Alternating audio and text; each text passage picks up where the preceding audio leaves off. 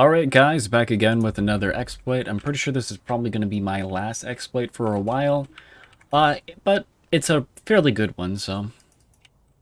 So how it's going to work is that it relies entirely on the ramp block and on the sentry beam. There's not much else to it. Now there are a few ways we can set it up. I'm just going to get some general ones out. Depending on how the main trap you're going to be setting, it's going to change on how this is going to be affected. First, before we set some things up, I'm going to set up some other things. This is the basic gist, and then there's some other unique things you can do with it that I'm setting up right now. Let's see,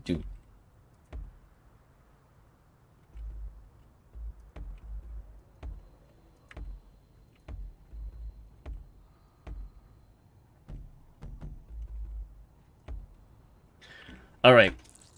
So, as I said before, it relies on the sentry beam. I'm going to pop this down, let's say right here, and then under right here.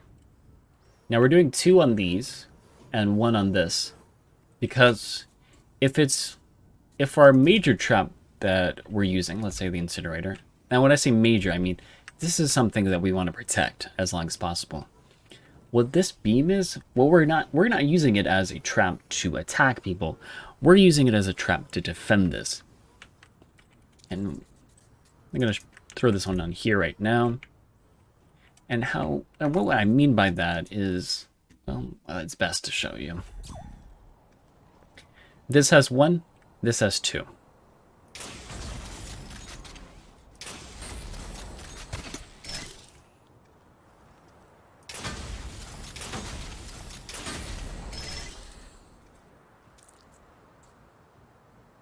It's a shield. We're using the sentry beams as a shield. Why not put 2 sentry beams on this one? It just doesn't work. If the block's facing like this and we're placing our major trap that we want to protect on this side, only this will work right here. If it's on a ramp like this, like it's on the angled side, we can place 2. So what are these for? Well, we're not using these 2 sides to protect our block. What we can instead do is place the sentry beams here. We're going to do the same for over here.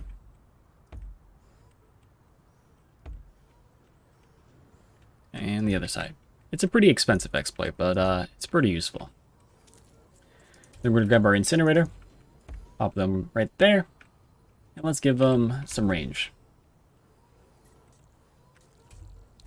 Alright, so I like to use Dragon Breath in this situation, as if it's a physical trap or a physical interaction, it might destroy these traps, but since Incinerator isn't a physical interaction, it doesn't. So if we test it from here,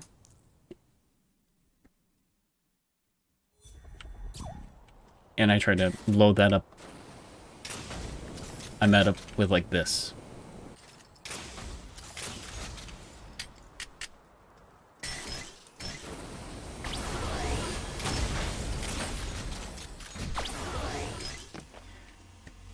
The Lancer is the only thing that really affects these. So you can't use your sword. You can't use your grenade. This doesn't work. You can't use the demolition cannon. You can't use the crossbow. But it depends on how the trap is set up, or the exploit. Let's say we grab our demolition cannon. And come over here. I'm gonna blow these guys up.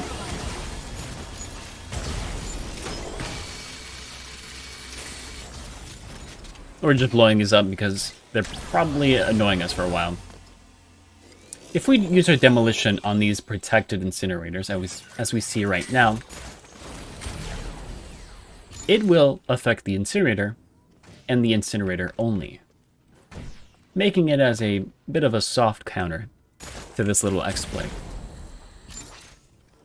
Same thing for the regular grenades.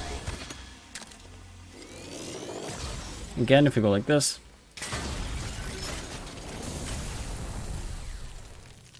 Now, sometimes, as I said before, right, it blocks, it messes with physical interaction.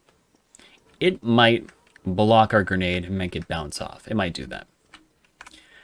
However, I'm not a big fan of the trap, using it to block traps, but I do love using it as something a little bit more fun.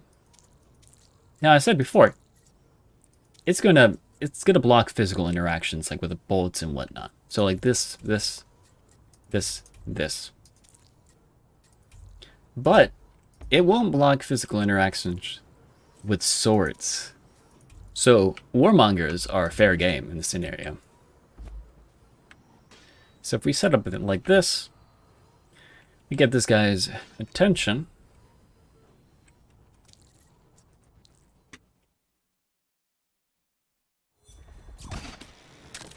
We'll be able to walk through here, but it messes with your grappling. See? Because your grapple is also a physical object.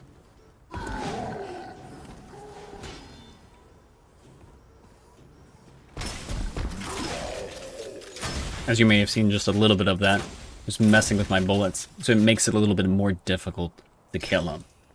Now I do have a clip of a little test subject actually showing proof of this. We'll jump to that now. Alright guys, here is Facechild, our little test subject for this. Now, I probably could have been a little bit cleaner. I probably should have used a corrosive cube here and then had a hulled cube on the bottom, as it makes it a little bit more cleaner and a little bit more difficult. Now, one big thing you're going to notice with these hallways is that you don't actually hear the sentinel beam. That's because I use second wave on them instead, so I can just throw them on the outside without having to worry about people shooting them. And second of all, the player can't hear them right now. Only when they pick up the GenMet will they activate. And the great thing about activation for traps is that they'll just pop up and their interactions will already be in use. So,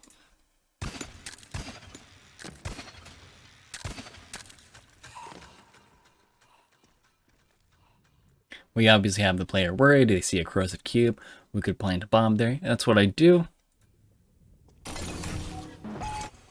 Throws his Phoenix pod, and as you can see on the sides are shimmering. That's to indicate that our little sentinel beams are popping up as of now.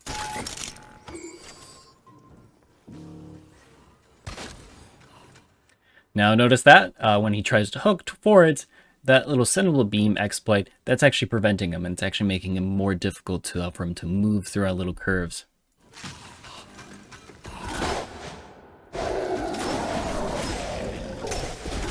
Obviously, he's having a little bit more difficult than he would think trying to shoot the guards because our little sentinel beams are making that a little bit more difficult. Now he's throwing down that extra Phoenix pod. Notice, see, that's what I said about the issues with physical objects. He tries to throw the grenade, but the sentry beam messes with that grenade throw and causes him to be right next to it. And there are those other guards that we were talking about. Now, since it's a narrow hallway, him trying to move around said guards is a lot more difficult to do.